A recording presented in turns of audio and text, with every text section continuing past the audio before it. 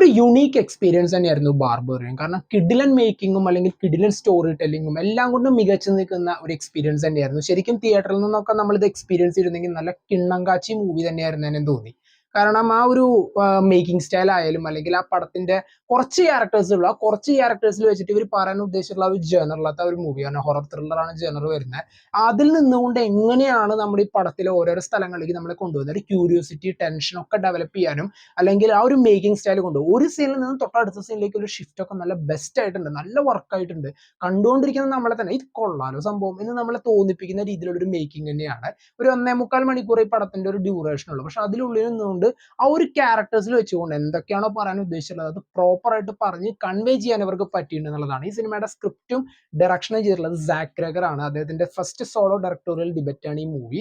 ശരിക്കും ഈ പടം ഡയറക്ട് ചെയ്തതിന് മുന്നേ ഇത് എങ്ങനെയെങ്കിലും ഒന്ന് പ്രൊഡ്യൂസ് ചെയ്ത് ആളുകളിലേക്ക് എത്തിക്കാൻ വേണ്ടി ആൾ കുറെ പ്രൊഡക്ഷൻ ഹൗസിനെ സമീപിച്ചിട്ടുണ്ട്, ഈവൻ A24 അടക്കം. കാരണം A24 എന്ന് പറയുമ്പോൾ നമുക്കറിയാം അത്രത്തോളം ഒരു വെറൈറ്റി മൂവീസ് ഓഡിയൻസിലേക്ക് എത്തിക്കാൻ വളരെയധികം ശ്രദ്ധ കൊടുക്കുന്ന ആൾക്കാരാണ്. ശരിക്കും ഈ പടം കണ്ടുകൊണ്ടിരിക്കുമ്പോൾ ഞാൻ ആദ്യം വിചാരിച്ചു ഇത് A24 ആണോ ഇത് ഡയറക്ട് പ്രൊഡ്യൂസ് ചെയ്തിട്ടുള്ളത് എന്നുള്ളത്. പക്ഷേ ഈ പടത്തിന്റെ ട്രിവ്യൂ അന്വേഷിച്ചപ്പോഴാണ് അറിഞ്ഞത് A24 അടക്കം ഈ അപ്രോച്ച് ചെയ്തിട്ടും അത് നടന്നില്ല. അവസാനം 20th സെഞ്ചുറി ആണ് ഈ സിനിമ പ്രൊഡക്ഷൻ ഏറ്റെടുത്തത്. ആൻഡ് ഈ പടത്തിന്റെ ഔട്ട്പുട്ട് അത്രത്തോളം ബെസ്റ്റ് എന്ന് തന്നെ പറയാം. ഡെട്രോയിറ്റിലത്തെ ഒരു അബാൻഡൻ ചെയ്തിട്ടുള്ള ഒരു ഏരിയയിലേക്ക് ഒരു ദിവസത്തെ സ്റ്റേക്ക് അല്ലെങ്കിൽ സ്റ്റേജ് ഒരു ജോബ് ഇന്റർവ്യൂവിന്റെ ആവശ്യത്തിനായിട്ട് ഒരു ലേഡി വരികയാണ്. ആൻഡ് അന്ന് അവിടെ താമസിക്കുന്ന സമയം തൊട്ട് പിന്നീട് ഉണ്ടാവുന്ന സംഭവങ്ങളാണ് സിനിമയുടെ മെയിൻ ആയിട്ടുള്ള പ്ലോട്ട്. ആൻഡ് ഈ പടത്തിൽ ഉദ്ദേശിച്ചിട്ടുള്ള ഒരു ഫീൽ ഒരു സൈക്കോളജിക്കൽ ഹൊറർ ത്രില്ലർ എന്ന് വേണമെങ്കിൽ നമുക്ക് പറയാം. കാരണം അമ്മാതിരി ഫീല് ശരിക്കും സിനിമയിൽ നമുക്ക് കിട്ടുന്നുണ്ട്. പിന്നെ മേക്കിംഗ് ആയാലും മേക്കിംഗ് എടുത്ത് പറയാതെ പോയി കേട്ടോ. കാരണം അമ്മാതിരി ലെവൽ മേക്കിംഗ് ആയിട്ടുണ്ട്. ശരിക്കും കാണുന്ന സമയത്ത് ആ ഒരു സൗണ്ട് സിസ്റ്റത്തിന്റെ ഒക്കെ ഒരു യൂസേജ് നമ്മൾ ഇങ്ങനെയുള്ള പടങ്ങൾ കാണുമ്പോഴാണ് നമുക്ക് മനസ്സിലാവുക. കാരണം എത്രത്തോളം ഒരു എക്സ്പീരിയൻസ് നമുക്ക് കിട്ടുന്നുള്ളത്. ഈവൻ നൈറ്റ് ടൈമിലൊക്കെ ആണെങ്കിൽ അത്യാവശ്യം കിളി പോണ ചില സംഭവങ്ങൾ സിനിമയിലുണ്ട്.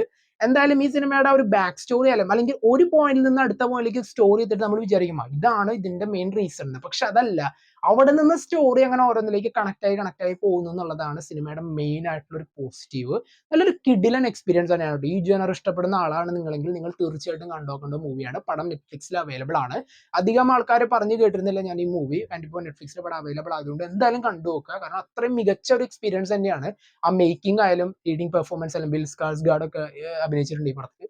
ആൻഡ് അങ്ങനെയുള്ള ആൾക്കാരുടെ ഒക്കെ ഒരു കിട്ടിയ ഒരു കുറച്ച് പേരെ സിനിമയിലുള്ളൂ ആ ഒരു ലീഡിങ് ആക്ടേഴ്സ്. ആൻഡ് ആക്ടേഴ്സിനെ വെച്ചുകൊണ്ട് നല്ല രീതിയിലുള്ള ഔട്ട്പുട്ട് ക്രിയേറ്റ് ചെയ്യാൻ പറ്റിയിട്ടുണ്ട്. ഒരു യൂഷ്വൽ ടെംപ്ലേറ്റ് ഫോളോ ചെയ്യാതെ എനിക്ക് തോന്നുന്നു ഈ പടം കണ്ടുകൊണ്ടിരിക്കുമ്പോൾ എനിക്ക് ഫീൽ ചെയ്തത് സ്മൈൽ എന്ന് പറയുന്ന ഒരു മൂവി ഉണ്ടായിരുന്നു. ആൻഡ് ആ മൂവി അത് ഇതുപോലെ ഒരു ടെംപ്ലേറ്റ് പൊളിച്ചെഴുതിയൊരു മൂവി ആയിരുന്നു, റൂട്ടീൻ ആയിട്ടുള്ള ഒരു കഥയല്ലാതെ. സോ അതുപോലുള്ള ഒരു കളക്ഷനിലേക്ക് ആഡ് ചെയ്യാൻ പറ്റുന്ന ഒരു മൂവി തന്നെയാണിത്. ആൻഡ് ഇതിന്റെ പോലത്തെ ഒരു പടങ്ങൾ ഇനിയും വരുമെന്ന് വിചാരിക്കുന്നു. പടം കണ്ട ഇതിന്റെ ഫോണ്ടുകളും ചില സംഭവങ്ങളൊക്കെ കണ്ടപ്പോൾ ശരിക്കും സ്ട്രേഞ്ചർ തിങ്സിന്റെ ആ ഒരു വൈബ് ശരിക്കും പലയിടത്തും കിട്ടിയിരുന്നു. എന്തൊക്കെയാണ് നിങ്ങൾക്ക് പടത്തെക്കുറിച്ചുള്ള അഭിപ്രായം? കമന്റ് ബോക്സിൽ നോട്ട് ചെയ്യുക. കാണാത്തവർ മസ്റ്റ് ആയിട്ട് കാണാം.